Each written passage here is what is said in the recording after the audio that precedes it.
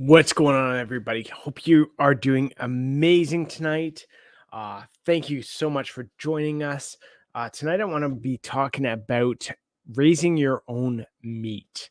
Uh, we have not purchased meat from a grocery store since April 2021, and it's really awesome. What kind of freaks us out now is when we go into a grocery store and we start looking at pricing and that, and it's kind of like, oh, wow. And we've done the math on a bunch of stuff, and we are better off for doing what we have done for chickens and pigs. So those are the two where we are really able to save a bunch of money on is chickens and pigs, as well as doing rabbits. Rabbits are very economical as well. So if you do want to raise your own meat, we can start getting into that. If you have any questions at all, feel free to throw it in the chat. I'll try to answer any questions. It's one of those that I think a lot of people can a point to where a lot of people can get to. There's just a bit more knowledge you might need or a bit more help in getting there, but it is very achievable for, I think, a lot of people.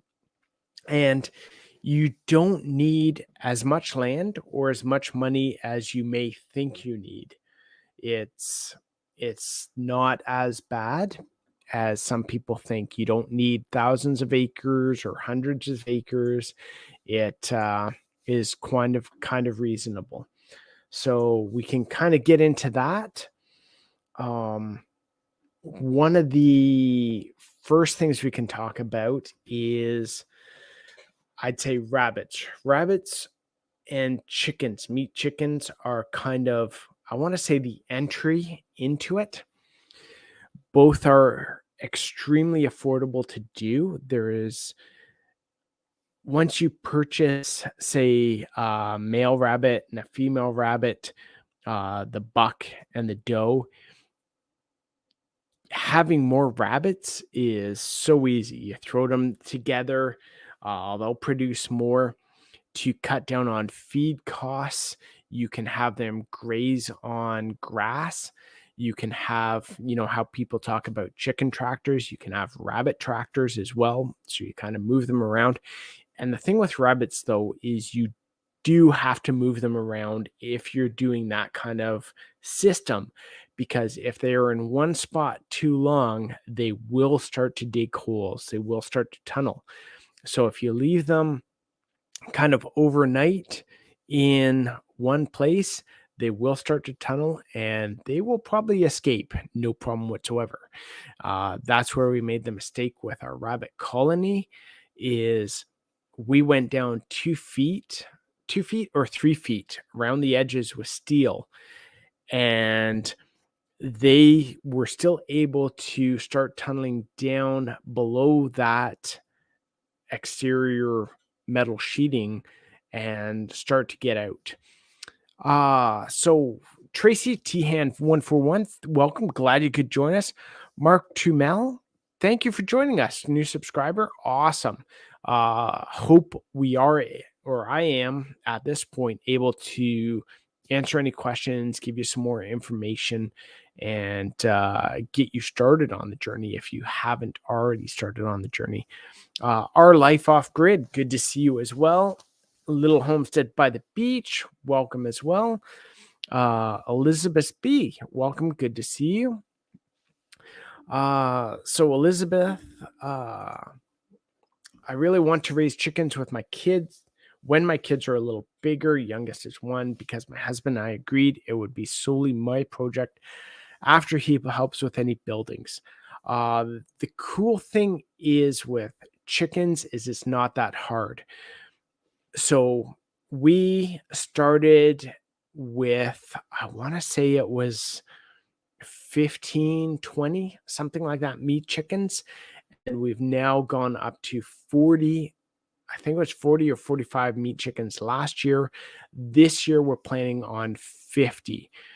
One of the things I would recommend is, say you want to start with 5 to get used to it, order 10.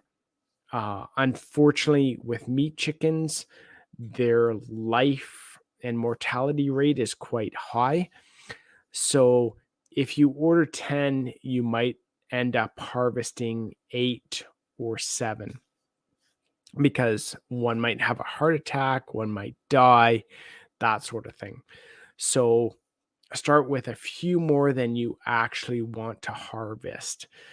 And when we do ours, I think last year, Bridget, my wife, did harvested almost all of them, 45.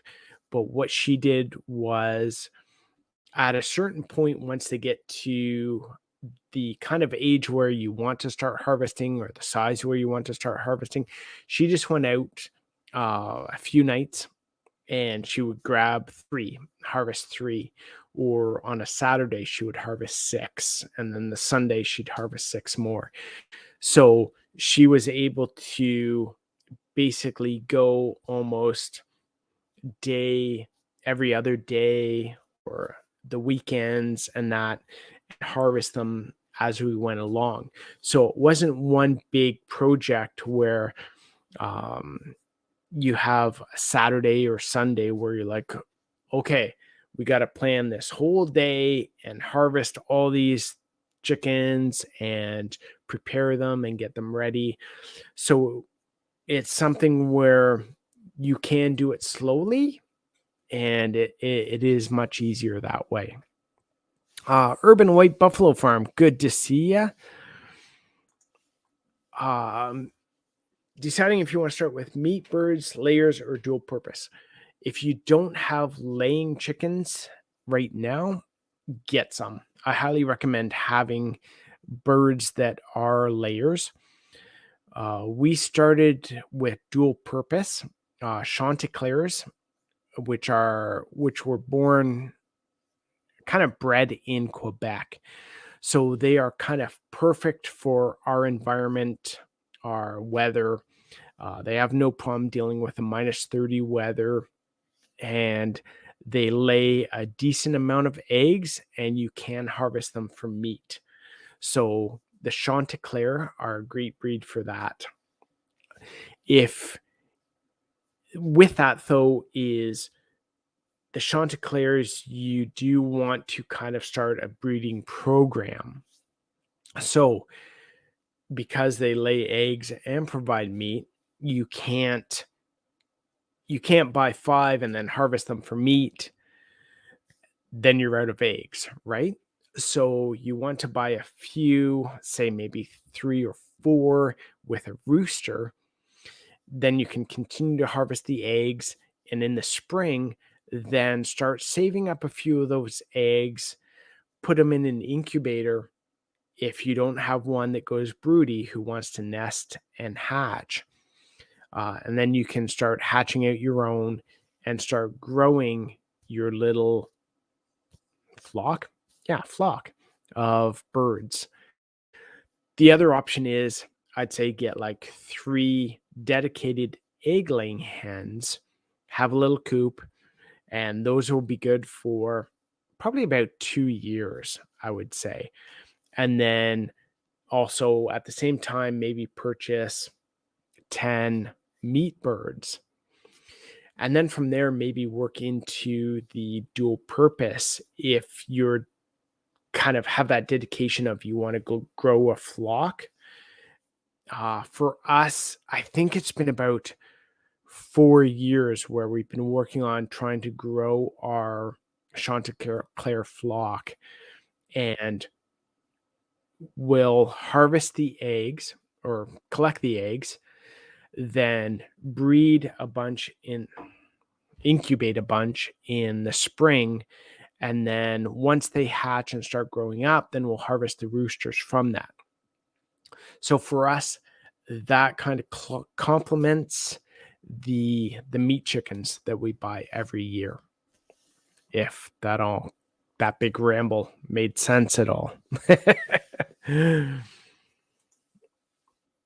Yep, exactly. Doing it with the rabbits works well too. So if you're able to do 3 a day or 6 on a weekend or something like that, it makes it very easy and very manageable for anyone to harvest their own meat.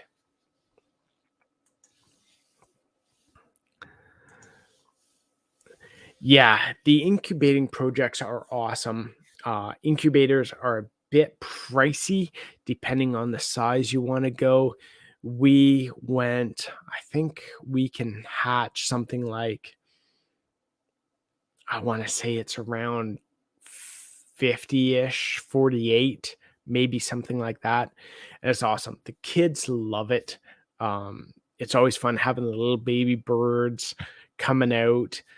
It does take a bit of work. There are some disappointments, as always, in this kind of thing where you're trying to grow a life. So there's always some disappointments, but it is amazing and very rewarding in doing that. And once you're able to start incubating, then you can start growing your flock bigger. It will take a few years to build up your flock. Uh, a lot of the time because maybe half might be roosters, so you will have to either harvest them or sell them or give them away. The best is always if you can grow them up a bit to get them a bit of weight on them and then harvest them. It makes it worthwhile. Yes, exactly. And for us, we don't have the space to be able to do the chicken tractor. So for a lot of the videos you see out there where there are homesteaders who are doing the chicken tractors and moving them around on a property, a field, grassy area, it's very effective, and it's very clean, which is nice versus where we have to keep them kind of contained to one area due to the space we have and the facilities we have. So we put them out behind our garage and we'll take a electric netting and we'll put that around. So each corner of the garage gets one side of the netting and we make a big loop with that. We seed that area and we have kind of a little shelter. So when they're young, they go in the shelter. We've got the heat lamp.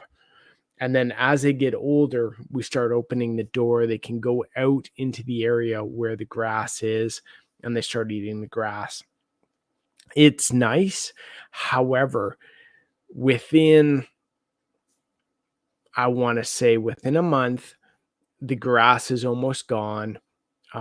They've started to make a mess. Once it starts to rain, there can be mud and stuff. So it's not the prettiest. It gets a bit messy. So if you can do a chicken tractor and move them around on a property, it will cut your feed costs. It will cut the messiness. It will improve your soil. There's so many more benefits to being able to move them around. It's great. Quail and chukars. My English is like so bad, and I'm like English. Our daughters love the babies. We paused with birds and our busy boys and all the bird flu stuff going on. Yeah, we have 3 boys here. They're in hockey. We're always running around doing stuff. Um, the What I'd recommend though is if you do have the time, if you do have the space, if you do have the facilities to, start getting some birds, uh, egg laying ones. Uh, Rabbits are always good too. And once you start with the meat chickens, you'll probably find that you want to do more and more each year because the cost for doing your own, especially if you're butchering and harvesting your own, is so much more inexpensive than going to the store. It makes a huge difference. For us, meat chickens, rabbits, and pigs are probably the biggest cost savings we have in food and meat. Those ones definitely make a huge difference to the budget. Whereas with our Highland cows harvesting beef, when we first looked at it, we knew it would be probably a 6 to 7 year break even point, and then possibly making profit after that. And that was based on best case scenario. That was our two girls getting pregnant each year, producing two calves, and that didn't happen the last year. So again, we're like not having both girls pregnant last year probably set us back a year. So instead of breaking even at 6, 7 years, we're now 7, 8 years to break even on the Highland cows. However, again, being able to provide our own meat with that is huge. Creekside Maples, good to see you. Hope you guys are doing awesome. Meat chickens is the way to go. Saves a lot and much better to eat. We do 200 a year.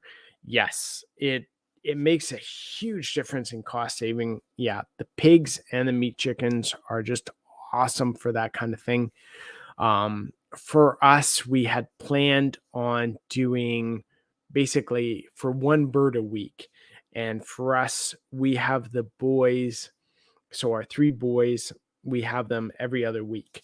So we have 1 week where it's just Bridget and I, which makes a big difference on the budget and what gets eaten. So if we have, we're going to plan on doing 50 chickens this year. If we are able to harvest 50 chickens, then that's perfect. It's almost like a chicken a week, which is awesome. The thing with raising your own chickens, as those who do it probably know, is you can get a much bigger chicken. So it makes a huge difference that way versus going into the grocery store. So there are times where Bridget and I are able to share one chicken breast instead of like you might go to the grocery store and buy two chicken breasts, and that, it might do a couple and you might still be hungry. Whereas when we're raising our own chickens, we're actually having one chicken breast and splitting it between us because it's so big. And that saves us quite a bit of money that way, as well as makes our food go that much longer. We keep 50 ourselves and sell the rest to pay for an expense. Plus, we make some as well. It's a win-win. That's awesome. If you can do that, that is great. For us, because we harvest everything ourselves and butcher everything ourselves, we are not able to sell because of the laws that go along with that. Whereas if you do get chickens, we could do it where we take them to a butcher or abattoir. Same with our pigs. We buy all our stock from what I would call registered growers. So here in Quebec, we buy our chickens from either the BMR or the Dynamics, and they come with paperwork. So once we get them, we can take them into a government approved facility, have them processed, and then we are able to sell them. For us, though, we still want to keep it to a point where we are doing it for ourselves. At some point, we might expand and be able to raise more and take them in and have them processed. But at this point, we're still doing it all for ourselves. Love the idea of doing a lot of meat, but freezer space is limited. Venison gets priority. Venison would always get priority, I think, for us as well. We do have two dedicated freezers, one chest and one upright, as well as two fridges, both with freezers on them. And for us, where we do for meat, we do one cow a year, two pigs, 40 chickens last year, 45 ish, and I think it was about 12 to 14 rabbits we did last year. And it kind of comes in phases. So in the summer, we are actually harvesting our meat chickens, and then later in the fall we harvest our pigs and sometimes the rabbits then too. Sometimes some of the rabbits in late summer, and then in late fall is when we harvest the cow. So it actually goes through kind of phases where for us, the chickens go into the freezer first. So it's almost like summer to fall, we're eating more chicken and rabbit. And then in the fall, we start eating more pork. And then for the rest of the year, then we have the red meat. So we start eating more red meat. And then the chickens and rabbits kind of are less, we eat less of it as we go forward, just because we've consumed so much at the start. So we try and even it out as we go, but it does go in phases.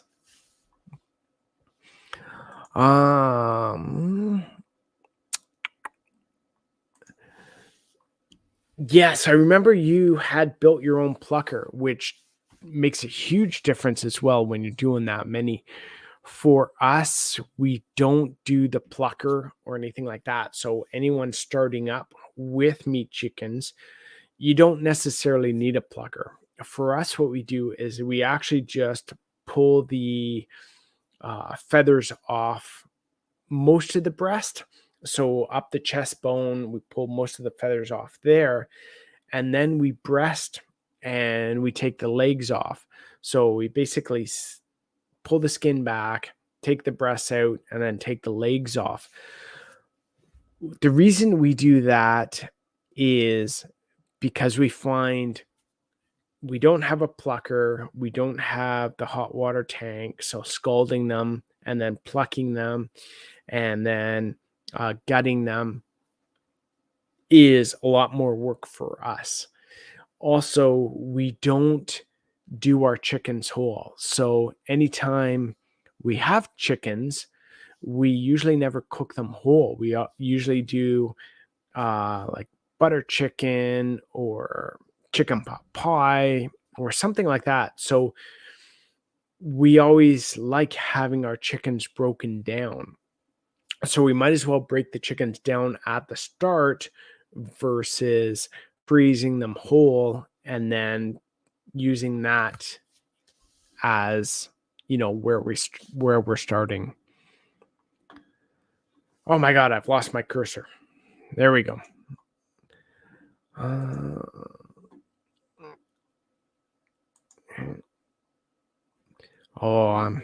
gonna try and catch up here. We'll see if I missed a comment or something, or I missed a question.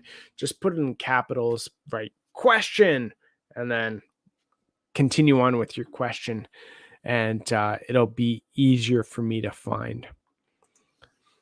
50 chickens is a lot of freezers. It is. So for us, when we put 50 chickens in a freezer, so last year I think we did 45 last year. I think we were able to harvest about 40 meat chickens, and then we harvested a whole bunch of our Chanticleer roosters after. I want to say 45, 47 in total, maybe.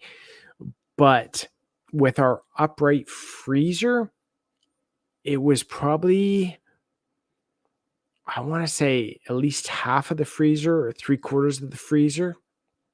I'd have to go back, look at the pictures.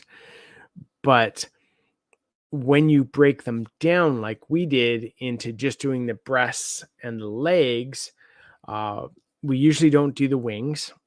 We usually give their wings away or save them for the dogs or something like that, because we don't eat the wings.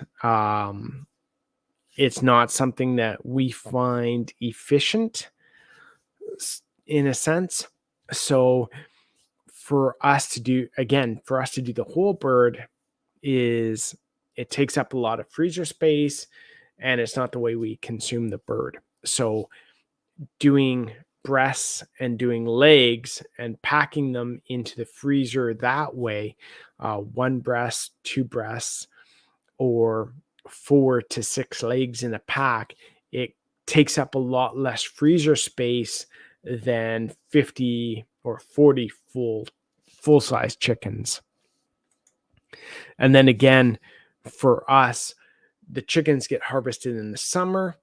So then after that, you do your rabbits and your pigs, and you've already started consuming the chicken.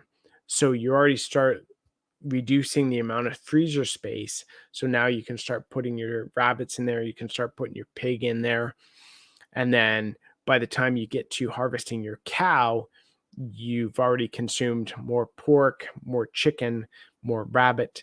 So for us, basically, again, one upright freezer, one chest freezer, and then 2 fridges with the freezers on them keeps everything we need.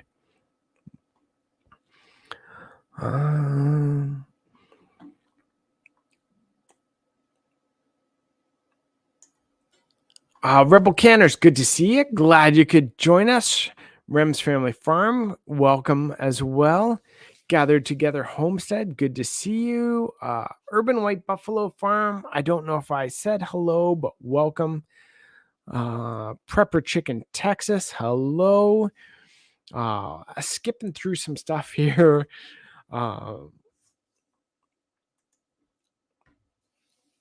Yes, I think you might be referring to my comment of breaking down the chickens versus having the whole chickens, but it does save a lot of freezer space if you're breasting them and doing the legs.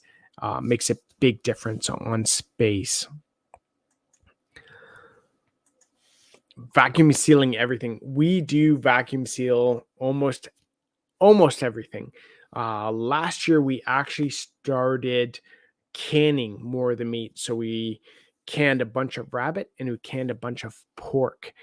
This year going forward, I would like to even can more.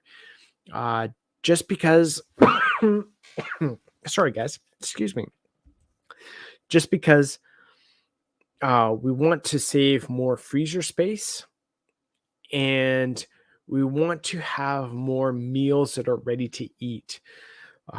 Like if you're having cans of already canned meat, it's basically fast food for any homesteader. One of the big things we've started doing is rabbit pasta.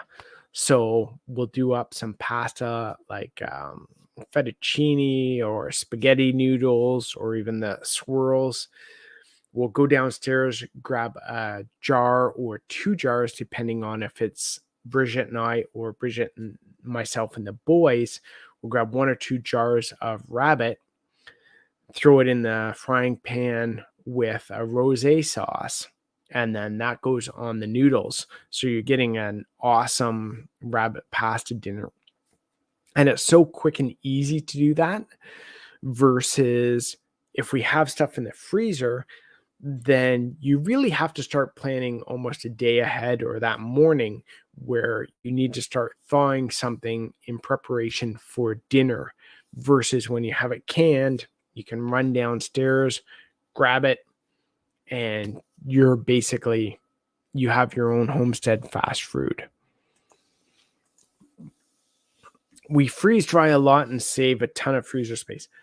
I would love to freeze dry a bunch of stuff too. At this point, the freeze dryer is out of the question for the budget, but oh man, if you can do that, that is so awesome. That would save a ton and also allow you to preserve stuff a lot better.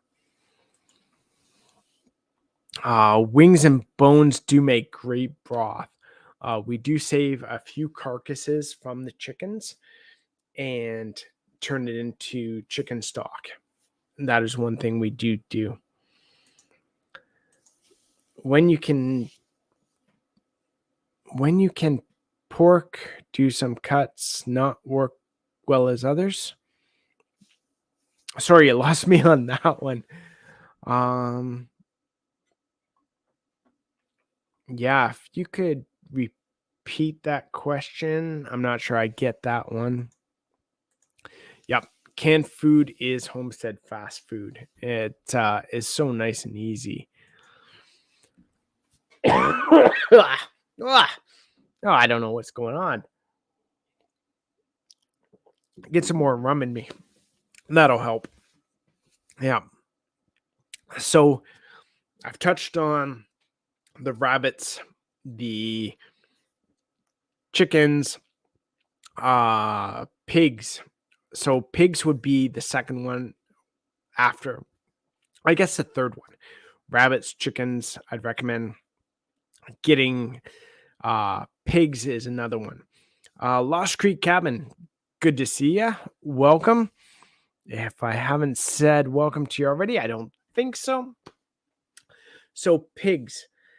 The thing with pigs, we would love to do homestead pigs or um, kind of doing a heritage pig, doing a year-round pig.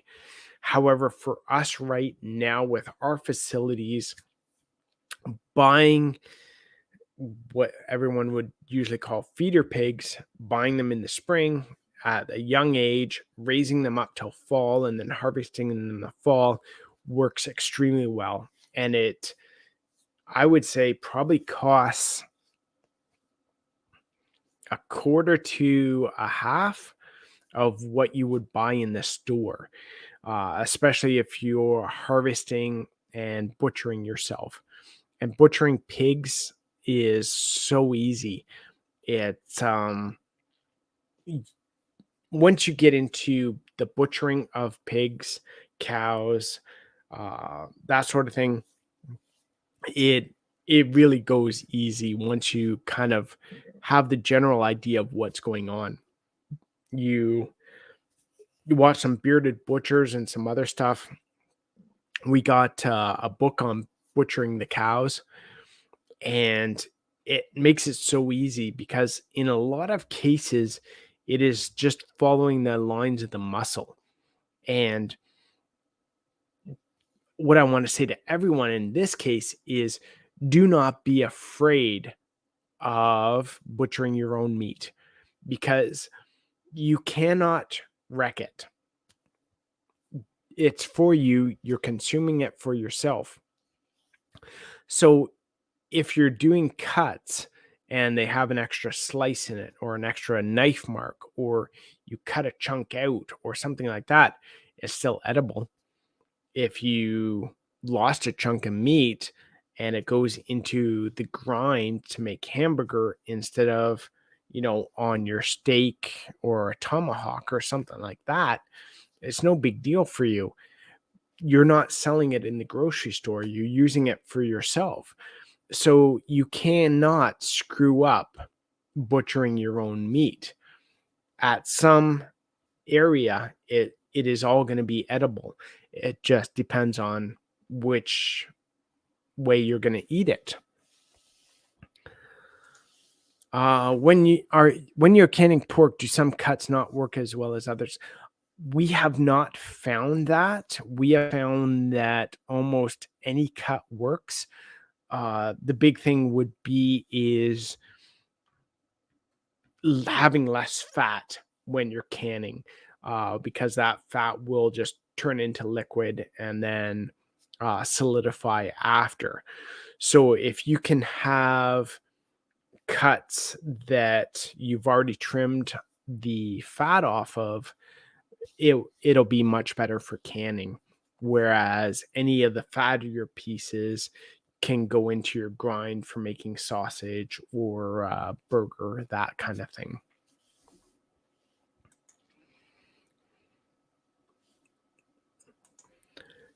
Yes.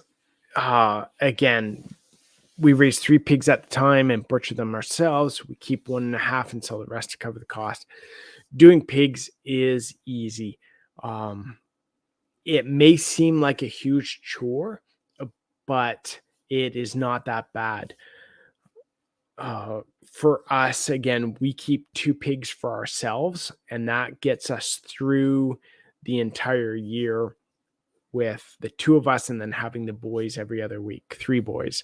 So, again, if you've just joined us or watching now, for us, it is 1 cow, 2 pigs, about 40 to 50 chickens, and about 12 to 14 rabbits is what we usually consume in a year. Now, the thing with that is, depending on how you do it, um, you might need more or less animals. So, for example, if you are doing, again, I refer to Chris at Hickorycroft, where he says the put and take method, where you're not working towards self sufficiency. For us, we are in certain aspects, in other aspects, we are not. So, the meat chickens, we're not working towards self sufficiency. In the pigs, not yet. The cows, yes. The egg chickens, yes. So, in this kind of put and take method, you buy your 2 pigs in the spring and you harvest them in the fall. Again, it makes it very easy, very effective, very cost efficient. Um, it makes it so nice to do.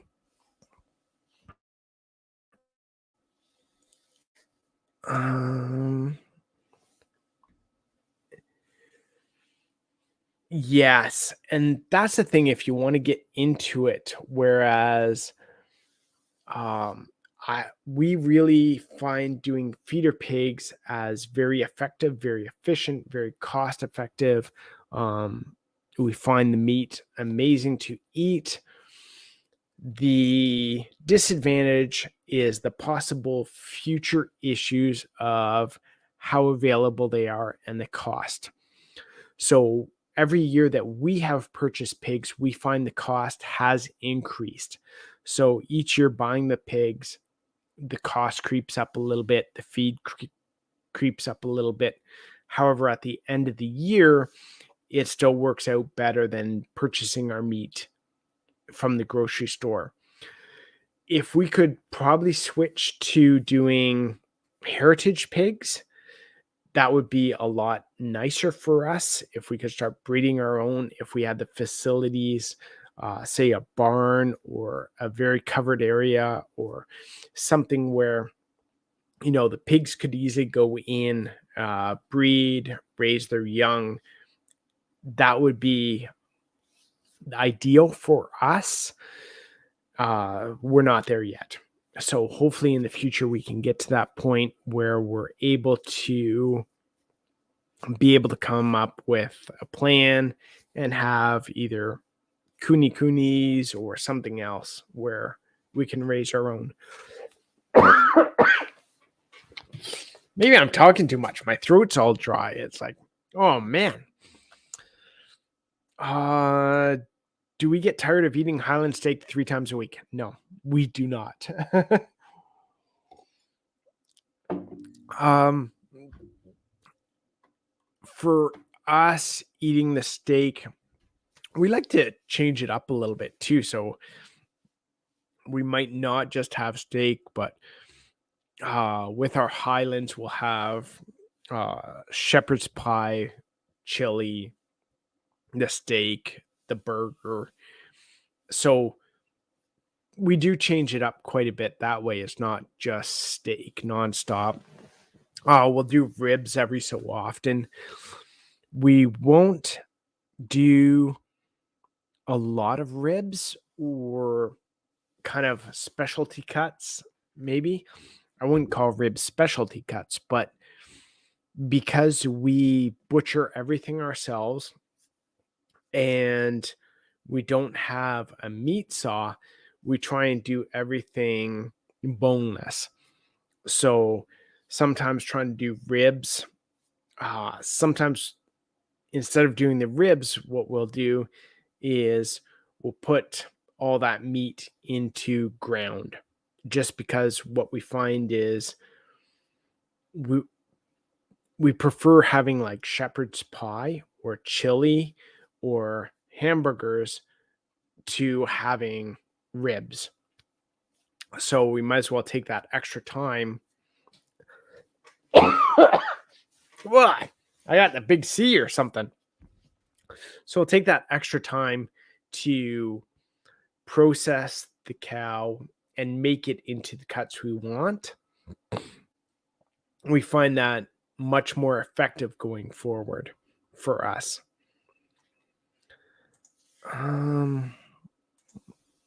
We've considered pork, but we think there would be a considerable amount of cuts our family doesn't enjoy. So it's best for us to support local farms and buy the cuts we use. Yes and no. The big thing for us doing the pork is not only the pork, but our cow. When we harvest a cow, is we are able to do all the cuts we want. So if you're butchering yourself, you can do the cuts you want versus taking it into an abattoir butcher where you kind of have to figure out the cuts you want and they'll give you options. Whereas sometimes doing it at home, those options are much more manageable. So if they say, we're going to give you osso buco, well, for you yourself doing it at home, you're like, no, I'm just going to put it into ground. And you end up having a lot more ground pork than someone who would take it to a butcher. I apologize, guys. I don't know what is happening. I think I'm just talking too much. I'm not used to this. So if you're used to, say, pork chops, just regular chops, you can almost do the entire pig in pork chops.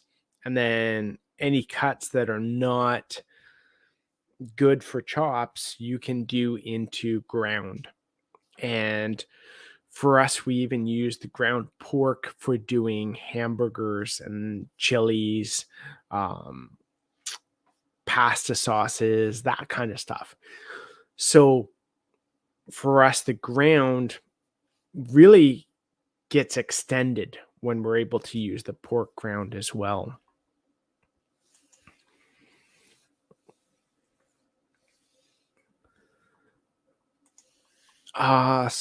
What are some alternative feed sources for chickens?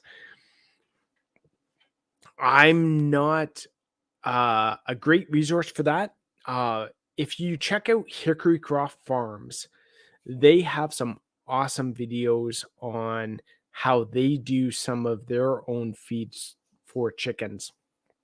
So they'll do stuff like they'll get in some grains and they'll start sprouting the grains and feed that to their chickens. For us, what we like to do is allow them to free range as much as possible. So right now in the winter, it's hard for us and the chickens don't really go out in free range. But as soon as spring hits, we'll open the door and they'll go out and they'll start eating grass, buds, bugs, all that kind of stuff. Seeds that may have been left over from last year. So the more you can allow chickens to be able to forage in free range, the much better for yourself. As well, for us, what we like to do is in the winter, instead of putting our compost into a compost pile, we usually take our compost out and put it in with the chickens.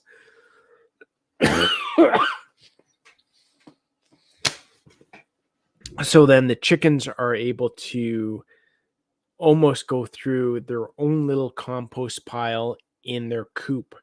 So any food scraps, potato skins, that leftovers, that kind of stuff, the chickens are able to go through that and eat, and then that cuts down on our feed bill as well. And speaking of alternative feed sources for chickens, there is the ones you want to speak to who just came in, Hickory Croft Farms. Good to see you guys. Welcome.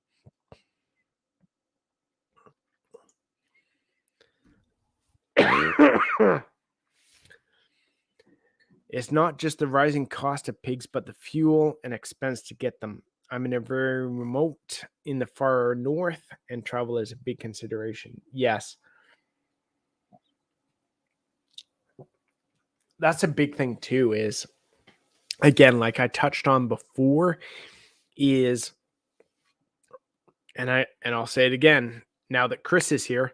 There's the put and take where each year you buy, grow up, and then harvest, versus being able to have a heritage breed or something like that where you're able to raise them, breed them, and keep that sustainability going.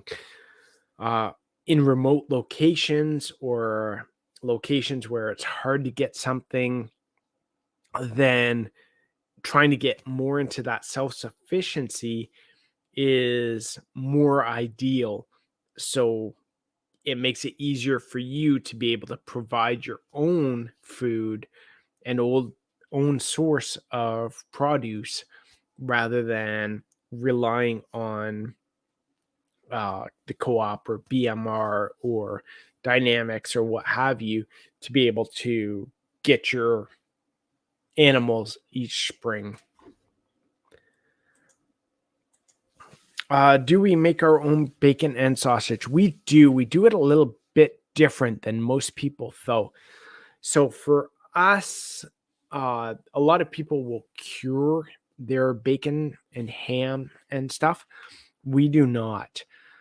The reason for that is when you cure meat, you do it because you're smoking or processing it at a temperature above kind of that danger zone. So what we do is we cold smoke everything. So for example, when we do our bacon, we'll take the pork belly, we will harvest it in the fall when it's cold, we'll put it down in the fridge, and it will go into the smoker when it's about 1 degree to 6 degree outside. And the smoke, we'll put it in the smoker and it'll start getting that smoke, and it will not go above, say, 6 or 7 degrees Celsius. So it doesn't get into that danger zone where bacteria starts to build up, which is the reason that most people cure bacon or ham is the temperature of the meat will start to get into that danger zone where bacteria will build up. So as long as we cold smoke and don't get into that danger zone, we don't need to cure it. What we'll do is we will brine it for about 12 hours with salt and brown sugar and water, a mix. We'll brine it for about 12 hours, and then that will stay cool in our cold room. It will then go into the cold smoker, get smoked for probably about 8 hours, I think. And then we slice the bacon and then we freeze it. The ham, when we do it, again, it'll be brined for about 12 hours, go into the cold smoker for about 8 hours, and then we'll cook it. So it's all cooked and done, and then we'll freeze it. So then that way, when we grab the ham, we can grab it out of the freezer. I apologize, guys. let it thaw out, and then slice it up for, say, sandwiches for the boys for lunch.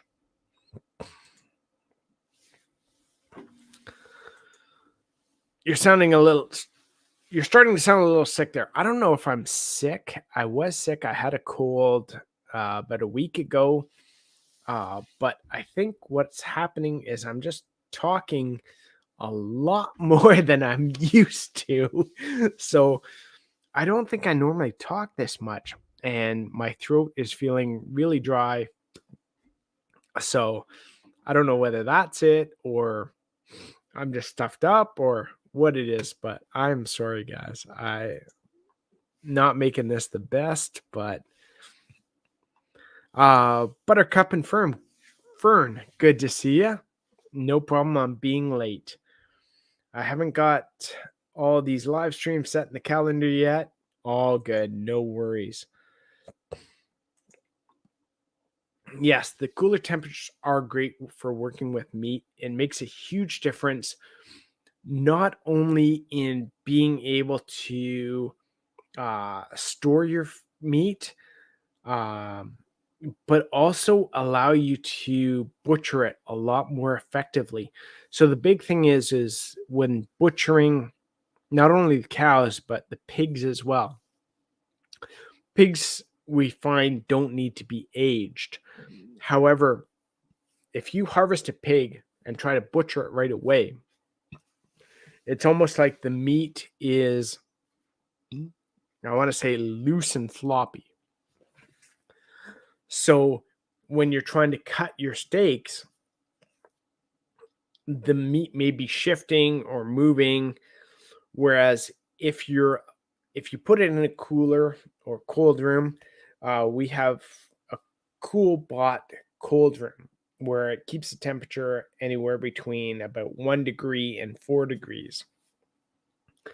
So we put it in there for about 48 hours, and then we're able to start butchering it. And what that allows it to do is almost start to harden the meat up. Not in any way that's detrimental to the meat, but think of it like trying to slice jello versus trying to slice bread. You know, slicing jello is be very complicated and hard. And then once you allow it to cool down a bit more and solidify a bit more, then then it's more like slicing bread. Easier, much easier to do. So once you have those cooler temperatures, then it's much more easy for you to butcher your own meat. Especially if you're skinning a deer and hanging it. Yep. And it goes for any meat. So when we do our chickens, butchering the chickens do not need that cool temperature to be able to butcher. However, after we butcher, we actually put our chickens in the cold room for about 45 hours before we freeze them. And what we find that does is almost allow it to, it's almost like tenderizing them. What we found is if you butcher chicken right away and freeze it right away, the meat is almost a lot tougher than if you would butcher, allow that meat to cool off and kind of rest, and then seal it up and freeze it like 48 hours later. It makes a huge difference in how much more tender that meat is.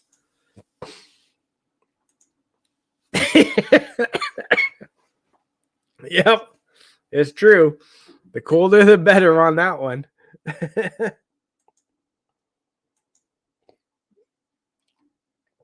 Yeah, exactly. It would be like the same as Play-Doh. Cutting Play-Doh in the hot sun versus allowing it to cool off in the fridge a bit more and then cutting it.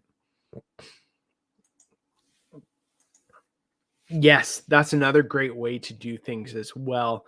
Is we did that the first year.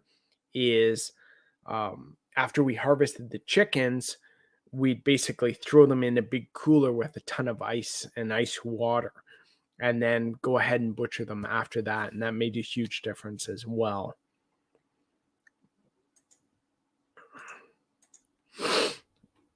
Butcher shops keep meat in a cooler between 0 and 4 degrees. The meat cutting room is only 10 to 12 degrees. Yes.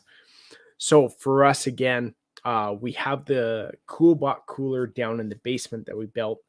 It's about 6 feet by 6 feet.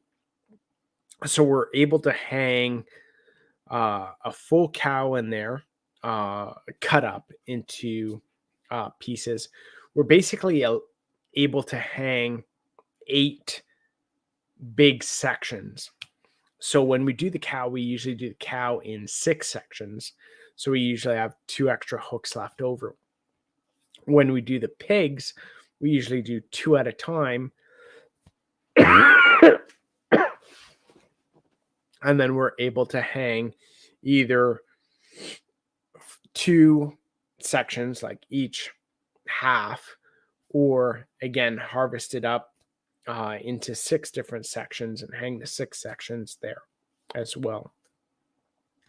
And the CoolBot keeps that cold room to about, I'd say, 1 to 5 degrees. And then what we're able to do is when we're ready, we can go downstairs, open the door, grab a leg, grab a rib section, grab the front, basically grab any section you want, bring it upstairs to the kitchen, and then butcher that section on the island. Usually we're fast enough that as we're butchering that section, it doesn't cool off that much. It's still pretty good to be able to, you know, grab the back leg of the cow from the cooled room, bring it upstairs, and be able to break it down. Makes it so easy.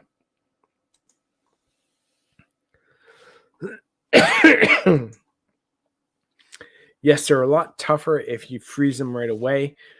We always let our Chanticleers rest either on the porch if it's cool enough or in the fridge for 2 days.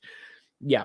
And we made that mistake the first year, or what it might have been the second year we made that mistake. Is we butchered them, threw them in the freezer, and we found that they were really, really tough. And then we found out, if you do let them rest after butchering before you freeze, then it's a lot nicer to eat, not as tough.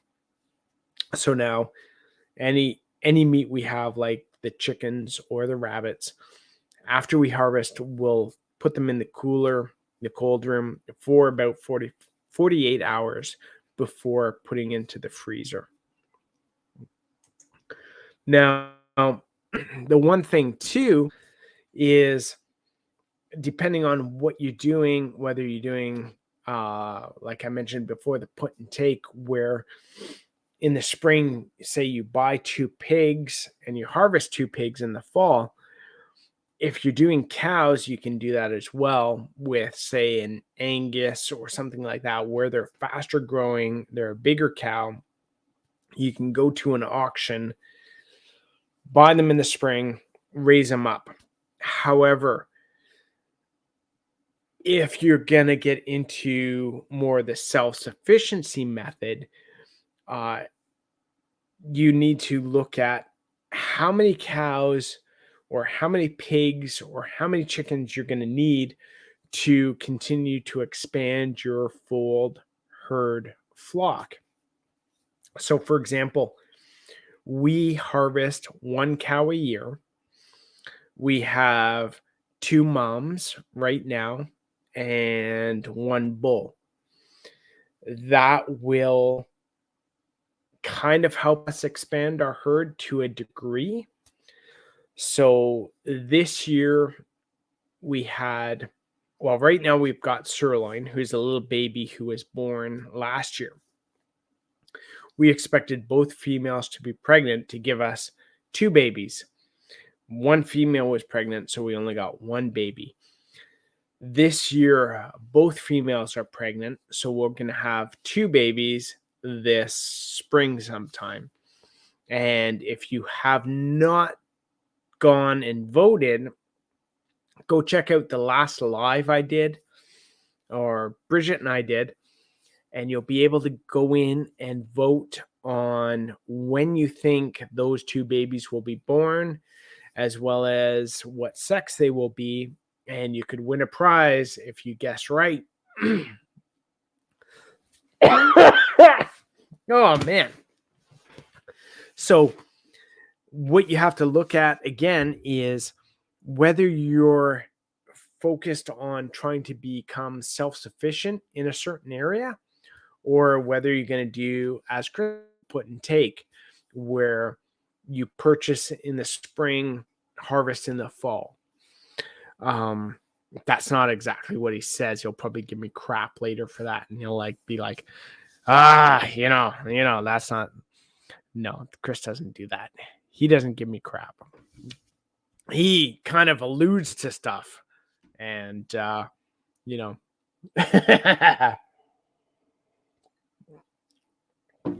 I like giving him crap anyway. Did you guys make your own walk-in cooler? If so, how much did it cost? Yes. So we built our own walk-in cooler. I want to say it cost, if I remember correctly, it cost about $2,000 at the time. And that includes wood, insulation, air conditioner, CoolBot unit. The CoolBot unit we got used. We got it from Mallory at Quebec Homestead. She was going to build one. She didn't. And we got it from her at a good price. I did a couple videos on the CoolBot cooler, and it is extremely effective, extremely nice for us to have. We built it into, oh man, I'm a mess tonight. So our one wall in the basement kind of backs on to where we keep our firewood. So it's the outside wall. It's kind of cool. And then there's another wall where we insulated that kind of goes into our laundry room. So we double insulated that, and then we built 2 new walls. And then we insulated and then double insulated that, and then insulated the ceiling. We put an exterior door on the entrance in and out, which was kind of cool because we didn't need to get some special cooler door or anything like that. We just bought an inexpensive exterior door because we figured that most exterior doors are built to be able to withstand, minus 30, minus 40 degree temperatures. So if we're only going down to 0 degrees to 6 degrees, that exterior door will have no problem working for that. So that cooler makes a huge difference for us to be able to process and butcher our meat. And then the basic premise is we built the walls, insulated inside the walls, and then on the inside of the walls, like in the cooler side, we took 2-inch hard insulation with the silver reflective stuff. And we lined the entire inside with that. So it kind of got the wall with the insulation and then the hard foam insulation on that. And then we taped up all the seams. And then we have the air conditioner unit with the CoolBot. So that's what provides the cooling in that. And then on the roof, we bolted and screwed 2x6s into the joists. And from there, we attached big D-rings that were rated for 500 pounds or something like that, 600 pounds. and then attach the chains and the hooks to that. So it makes it very easy to go in with, say, a section of rib or a ham or the front or something, and then hook it on and leave it there for 48 hours or 2 weeks. Well, I think I've missed a whole bunch of stuff. I just came in. Patrick, welcome. Glad to see you. I've seen some others drop in. I think I just answered Ellie Dan's question. Thank you for coming in. Linda Blaze. I saw some others. Eric Carcamo came in. Drops, good to see you as well. Glad you came in. So time for cow math. Haha, just chicken level, getting decent at it. Cow math is not like chicken or rabbit math. Cow math is like very basic. And the good thing with cow math is it doesn't keep growing because the upfront cost is much, much more than chickens or rabbits and that sort of stuff. So unlike my aunt and uncle who actually just had the front windshield broken on their Ford Escape because they left 3 calves unattended in it, and the calves apparently ran around the inside of the Ford Escape and tried to get to the back and must have kicked the front windshield and broke it. So it's one of those that, every homestead has done, is probably tried to transport animals in their own personal vehicles rather than a truck or a trailer or something like that.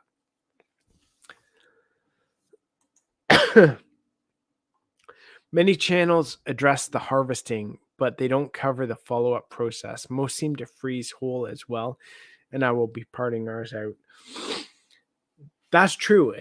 I see a lot of channels, especially with the chickens, where they throw them in the plucker, they gut them and seal them in one of those big bags that they drop in the hot water or that sort of thing, and they freeze them whole.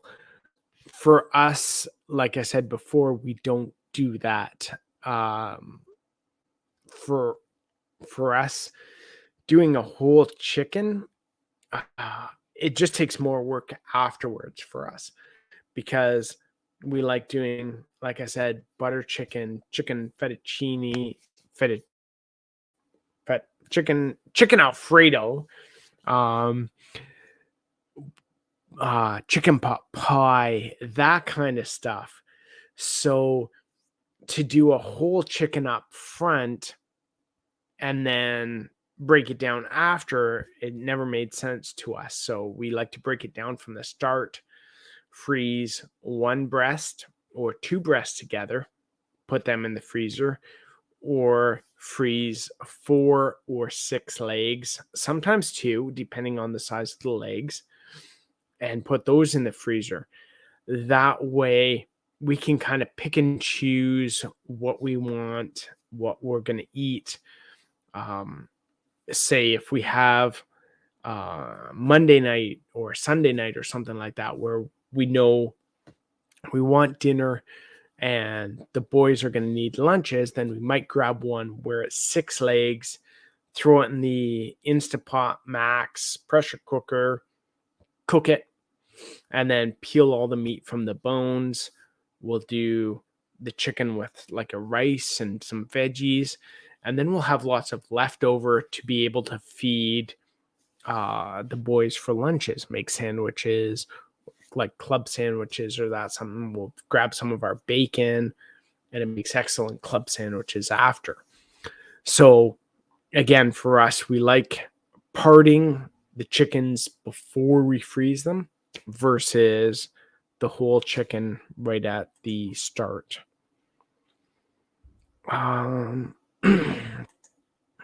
We part out lots of animals. Think we have it spread across a few videos. Yeah. Like I said, you guys are a wealth of knowledge. So anyone who has not checked out Hickory Croft, get over, look at some of the videos. You will get sucked into a rabbit hole of information on homesteading.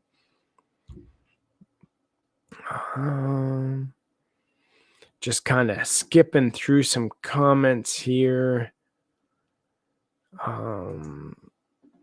Worked at a grocery meat department for 2 years. I didn't learn everything, but I saw a lot in practice. The good thing is after watching a few YouTube videos and getting a book on butchering, it almost gets really basic where all you really want to do is start separating out the muscle groups.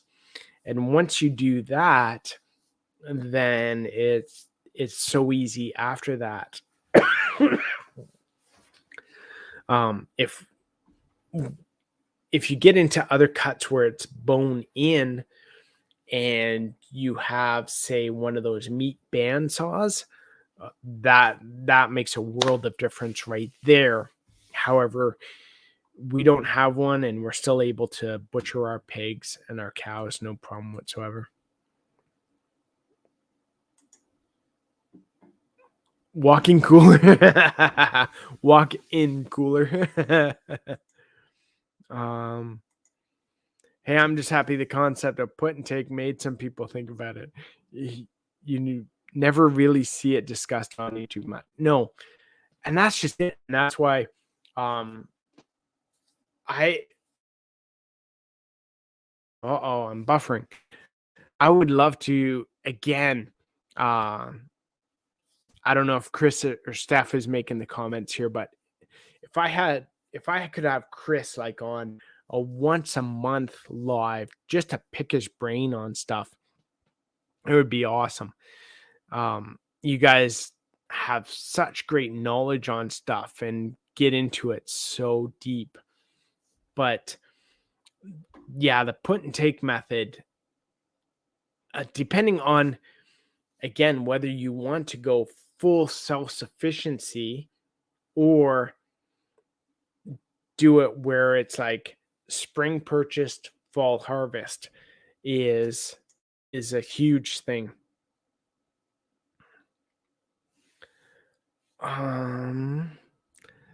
Just scrolling through some comments. I'm gonna have some rum for my throat. And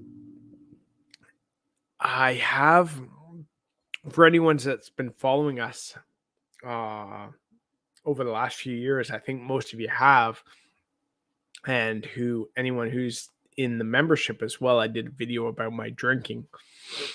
And Christmas, I said, I'm going to drink less. I didn't say I'm going to stop drinking. I'm just going to drink less. And I've actually been pretty good up until last week, 2 weeks ago. I went on a trip for work. So again, work pays for everything, my flights, my hotels, my meals, my clients' meals. So then, you take clients out and you wine and dine them and you start drinking and stuff. And so the last couple weeks, I haven't been as good about cutting back, but overall, I think I've been pretty good. So,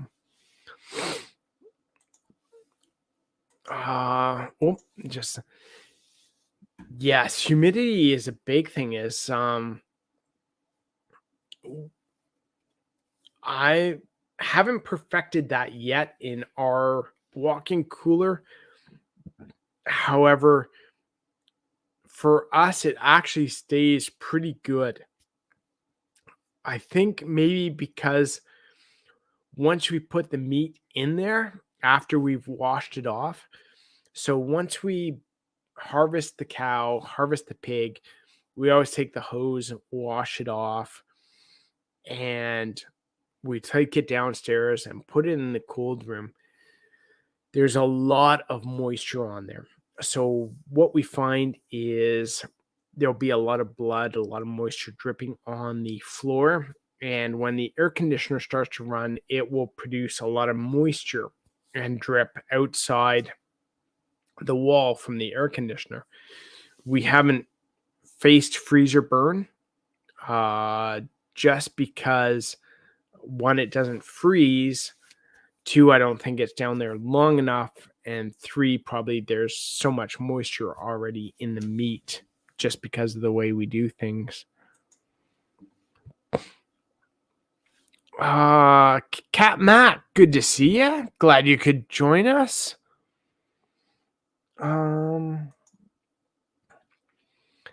I would think so. I wonder if an old-fashioned ice block freezer is possible to build. I would think so. I don't see any issues with that. If I think the biggest thing would be the space. I know there are Amish that still do that kind of thing as well. I don't know if it's a freezer or fridge that they do, but I don't see any issue with that as well. I think it would be pretty much environmentally friendly as well, more so than anything else. And I'm all for that too. Like uh earlier I was on Tracy T Hand 141 Homesteads live, and we're kind of talking about different stuff. And one of the things was environmental impacts and that. And I'm all for going back in time to do more environmentally friendly stuff. So, for example, instead of like big container ships and oil ships and that coming up the Lawrence River, I'd be all for having sailing ships.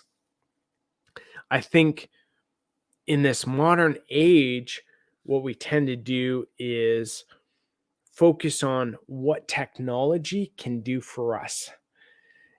And then we start to go, oh, we need more technology, we need more innovation, we need more of this to make the environment better.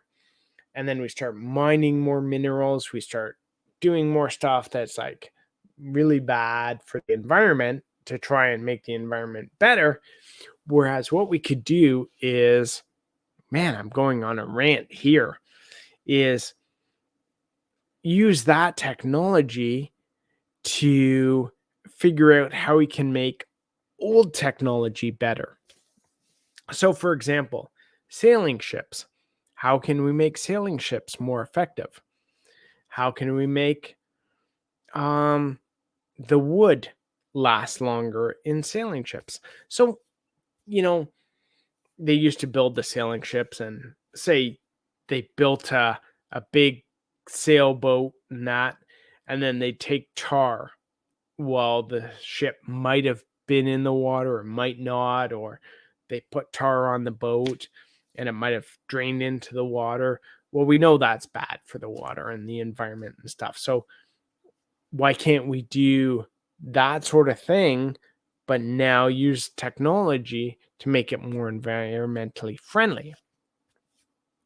So I was saying too that one of the things I still want to get into, man, I'm like, this is so off topic here, but going on the environmentally thing is, in Norway and Sweden, they used to have this thing where they preserved wood. And you take a look at old churches, old structures in Norway and Sweden, even, what was it? What was the big church that burned down in France a couple years ago? What they would do is they would go out into the forest in winter and they would start taking the bark off the pine trees. And they would do that for 3 years in winter. So one winter you go out and you strip off these little strips off the pine tree, and it will create more resin. And that resin would start to preserve the tree. And the next year you go out and you strip off some more bark and some more resin would be produced. And the third year you go out and you strip off the rest to the bark and more resin would be produced. And then either that the third year or fourth year, I forget what it was, then you cut down the tree in winter. And that there'd be so much resin in that tree and that pine that it would be basically ready to be preserved and used for an indefinite amount of time. So you can go back and look in history at all those different churches and buildings and stuff where they used to use that kind of method, and those that would last longer than anything we do today with chemical treatments. So why don't we take new technology to make old technology better? Wow. Okay. So getting back to what was I talking about? Animals, butchering. Yeah. Man. Oh, here we go. Friends of ours built an ice house under their barn and love it, but they are fortunate to live on a lake. It can be done. And that is very cool to be able to do that kind of thing, to take that old technology and use it in modern applications. I love that. Tracy, if you have left, thank you for joining us. If you're still around, have a great night as well.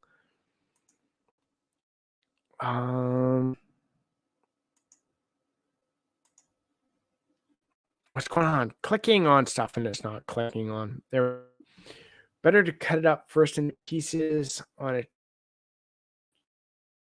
trick. Yes, that's what we find is it's better to piece stuff up at the start and then freeze it, and then it's easier at the end. It also saves us more freezer space during that time.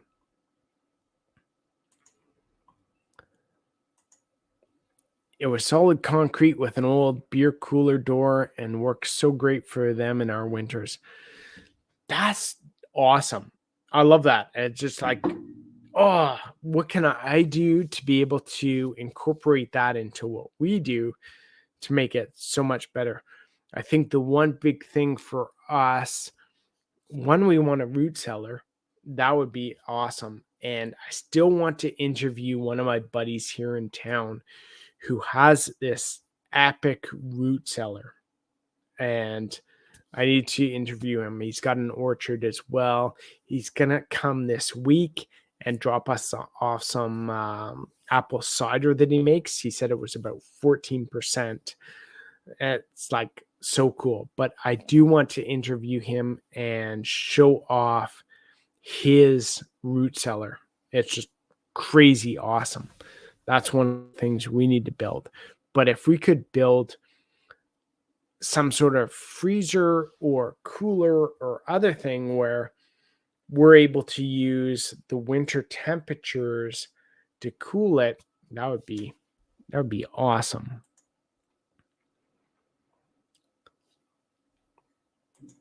That's just it. Is no bills, environmentally friendly, and that sort of thing. And I've never been one that's like environmentally friendly, so to speak. Like I won't preach, you got to do this or anything like that. But, you know, as I get older, I want to say the more I try and look after what we do here. So I'm not going to preach to you about how you live your life.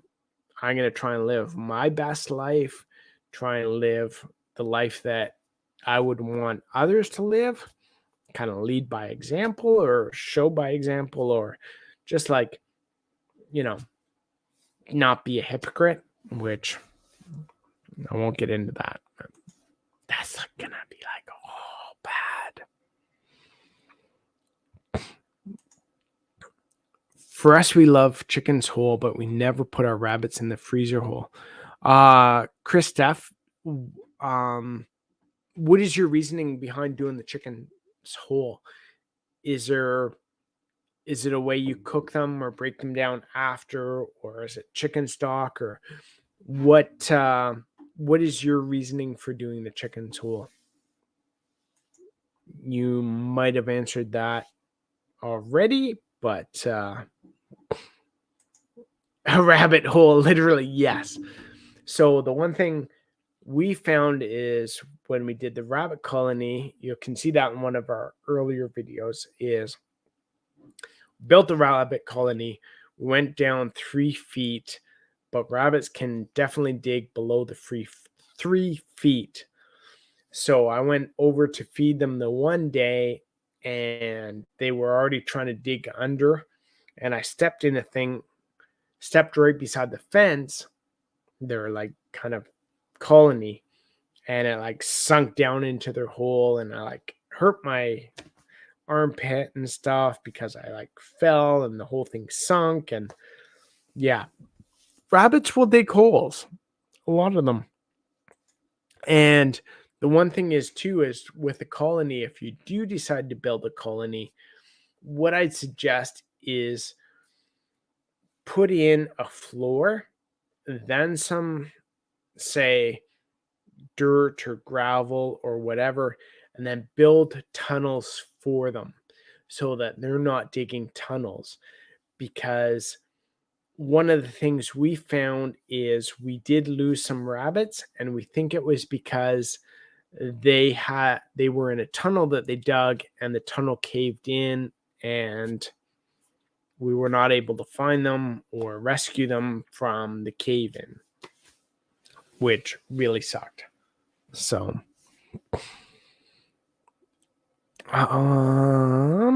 whoa, I think I'm way behind. Oh, I am way behind. Oh my goodness, guys. I am very sorry. I've missed a whole ton of comments.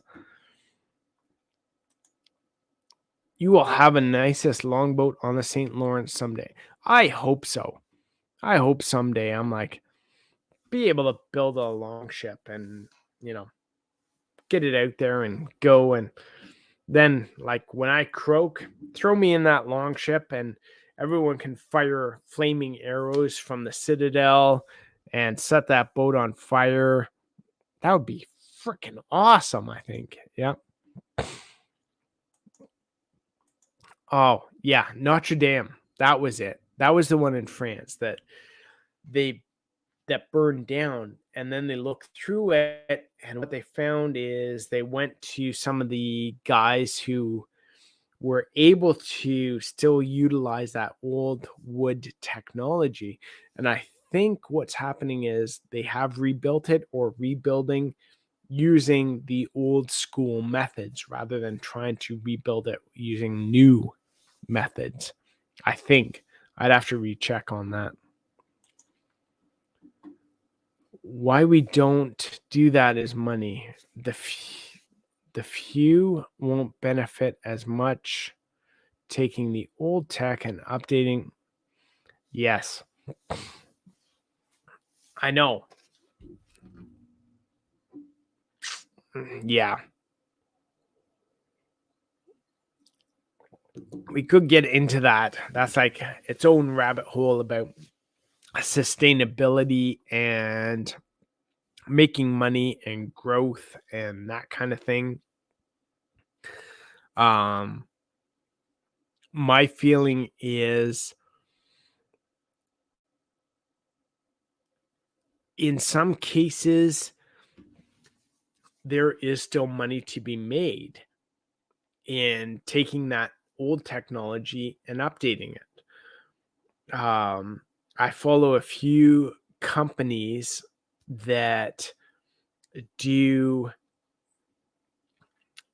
sailing ships. So they ship coffee and other supplies still on sailing ships, and they're looking to expand their fleet to be able to ship more stuff on their sailing ships. And to me, that is pretty cool, and I would invest in that.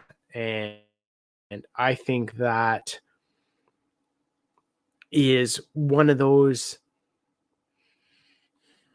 it may not be the quick moneymaker that, say, the big investment firms and that kind of thing like, but I think it's pretty cool, and I think it's like one of those things that you can kind of latch on to and be like, this is awesome. This is like yar kind of thing, you know? Like if you can go and say, yes, welcome to our coffee shop. Our coffee was delivered from Colombia on a sailing ship where guys actually lifted the barrels of coffee out of the sailing ship onto the dock. And then from there it was brought to our facility. Like that to me is really cool to be able to say something like that. Yeah, exactly. To me, that is really cool and would be much more environmentally friendly is bringing that old technology into the modern era where you're not mining for old stuff, you're not coming up with these rare earth minerals and that kind of thing. You're saying, we're going to take this sailing ship and we know how it was built in the past.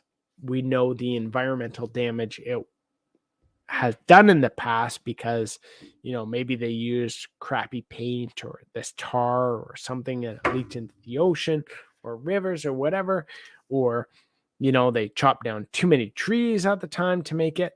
Now, here's how we're going to do it to make it sustainable and environmentally friendly. And then wind power.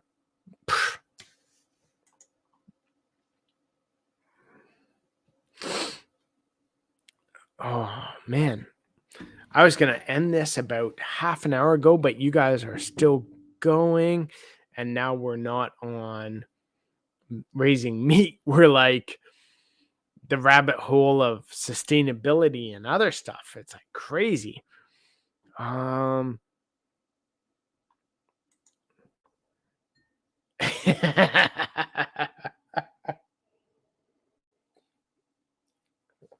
I don't know if Hickory Croft is still here. Yeah, it looks like Hickory Croft is still here. And I don't know if I can say this. I don't know if I can drop this information, but I'm going to. And I'm going to be like, there could be a slight possibility. I'm not going to promise you anything, but there might be the chance that I might have an exclusive with Fred for an interview.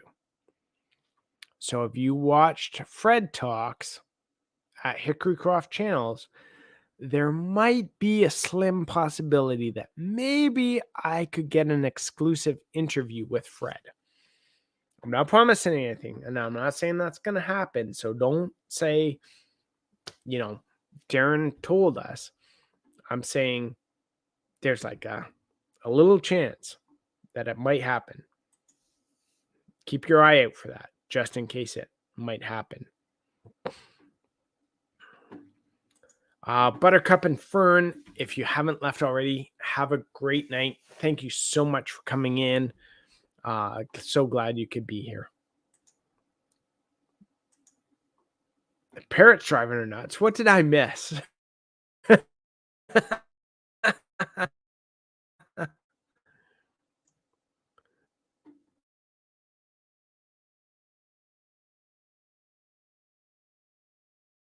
Internet. Stay with me now, Internet. Stay with me. What is the name of the sailing ship? Oh, it is. I would have to go back and check. I'm following the page on my Facebook. What I will do is, if you follow us on Facebook, Thorhaven Farm Facebook page, I will post tomorrow the company that is still doing the sailing ships, or like still investing in sailing ships, and have started transporting stuff on their sailing ships. I will post that company on our Thorhaven Farm Facebook page tomorrow, and then you can check it out. But I can't remember it offhand right now. I'd have to go look. Kirby the Beagle, did I say hello to you? Welcome if you are still here. Chinese ships in 1400s were twice the size of European ships. It's so cool looking at all those old ships and stuff. From like the Spanish galleons to the Viking longships to the Chinese, what did they call them? The junks. I think they called them junks. The differences in all the sailing ships around the world are so cool. And just kind of looking at their applications and stuff is so neat. I love the idea, Darren, and make it human worker friendly. I already not sure what you're talking about, but yes. I might have missed something. I probably forgot even what I was talking about, but yes.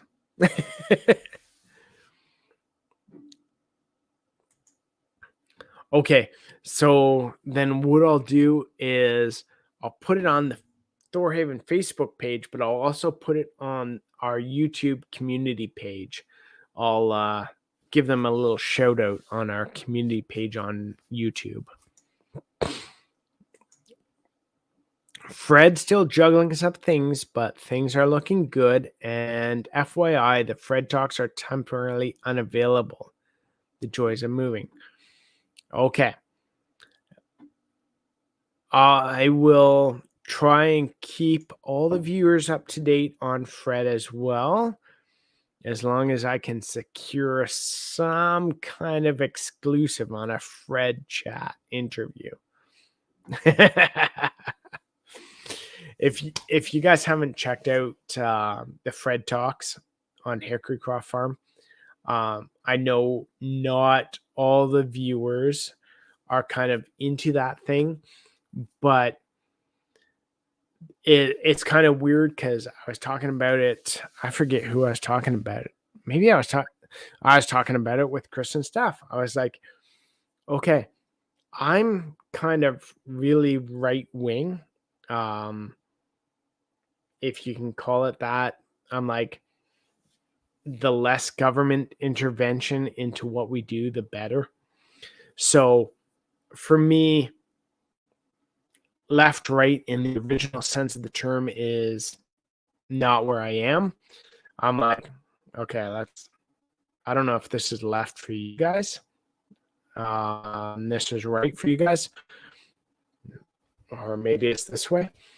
But less government intervention for me is great. More government or intervention is not great. So I'm over at the less government intervention. Anyway, where's I going with that? I have no idea. Anyway, I know where it's going with that. Man, this has really gone off topic. But since I am not for government intervention, I am less government intervention. Fred has had a number of talks where he has challenged my mindset on what I have thought and what I have believed. So it has kind of taken me out of my own comfort zone in thinking. So whether you're here or here on your thought process, I highly encourage you to check out the Fred Talks and challenge your own mental thinking on different subjects. He will definitely do that for you.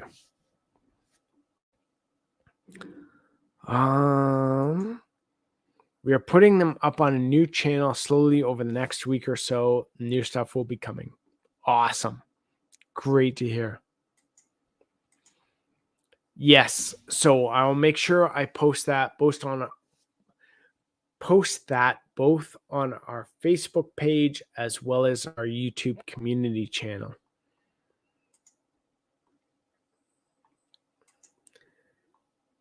It is right for me, but you are enough smart to make me listen, maybe a meeting place. I'm not actually smart enough to understand that. Maybe you could rephrase. Jane W., did I say welcome? Thank you for joining us. Let government stick to what appears. Here's the funny thing is, man, we are so off topic, but we can keep going down this rabbit hole. I would be all for going back to very old methods of road improvements and sewer improvements where you had people who were extremely rich, and if they wanted to impress the citizens, then they would build the roads or they would build the sewers or that sort of thing. So to me, when people talk about taxation and yes, we get a library, you get the roads and you get this.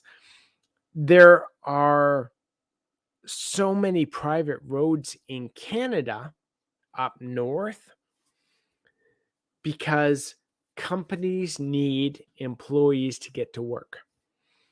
So if there's a mining industry, say, up north, and it needs employees, it basically needs to build a road to the mine so employees can get there. So why don't we go back to that kind of thing where companies, corporations, rich individuals, that sort of thing, they can start, again, paying for things to help themselves. So a mining facility in Northern Ontario, if you want employees, well, you'd better build some roads so the employees can get there. Or, you might want to build some housing units so the employees can stay there. So you might want to build a pool or gym or something like that so the employees will have something.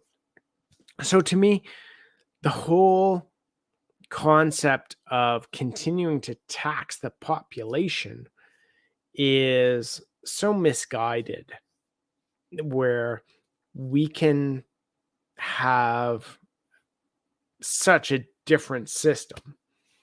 And for me, I'm all about free market, but there are other ways to do it. Wow. That could be like a whole topic in itself.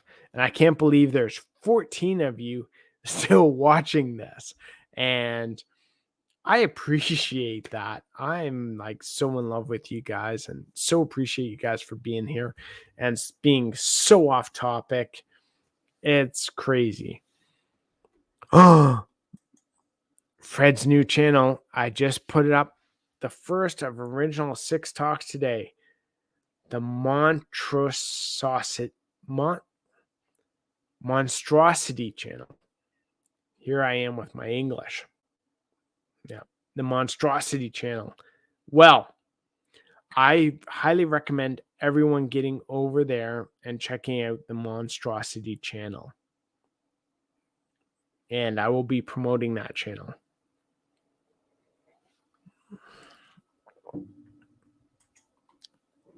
I interpret some you say as right, but you say enough smart stuff to have me listen. Yeah, and for me, again, people can talk about left wing, right wing government stuff. For me, there's only less government intervention, more government intervention. So if you call it left, right, sure, go for it. But to me, it's less government intervention, more government intervention, and a scale on how much that is. So less government intervention is basically anarchy. I don't think any of us want that, right? That'd be like, I don't know. You could say it's good, you could say it's bad, but I don't think any of us would go for total anarchy. And then you go for total government control, where we look at China, North Korea, that kind of stuff, where the government does control everything. Some of us want to be kind of, I want to say like here, where the government is helping us with some stuff, but not taxing us to the point where we are now, where we actually can't afford anything. And if we weren't taxed the way we are, we could actually afford stuff and pay for stuff. And then maybe the government might get more taxes because we're spending more money. Whoa. That like maybe a new channel is coming too. But, I'd have to be like, put on a face mask or something so no one comes back to, man, I need to shut up right now. I think maybe I'll just end this right now and be like, whoa, that got too far in. Yeah, I think it did. I can't believe you guys are still watching this. Okay. I've been called a snowflake, which I'm not. I like how you speak sense. I try to speak sense, but I think tonight the rum is trying to speak more than the sense is speaking.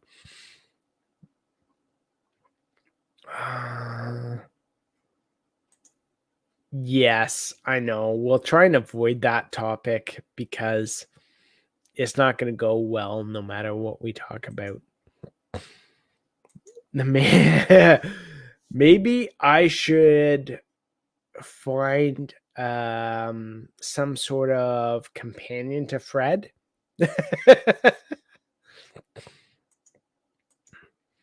Somewhere in the middle is always the right place to be on almost everything, but it's not polarizing, hence doesn't get people's blood boiling the way two polar opposites do. It's so true. Yep. And I think so many of us are all on the same page. It's crazy. To me, the more people I talk to, the more we're all on the same page. Is that like 10% that, is not good. But yeah. Whew. Wow. Okay. Yeah, thank you guys for joining me on how to harvest your own meat and raise your own meat, because the last half hour, 45 minutes was not on topic at all. But I thank you guys so much for sticking with me. Maybe I might do a companion to Fred. We'll see. But right now I'm going to call it, because I could go on and it will get really bad, and no one wants to see that, right? Maybe you do, maybe you don't. But thanks so much, guys, for sticking with me. I love you guys. We'll talk to you soon.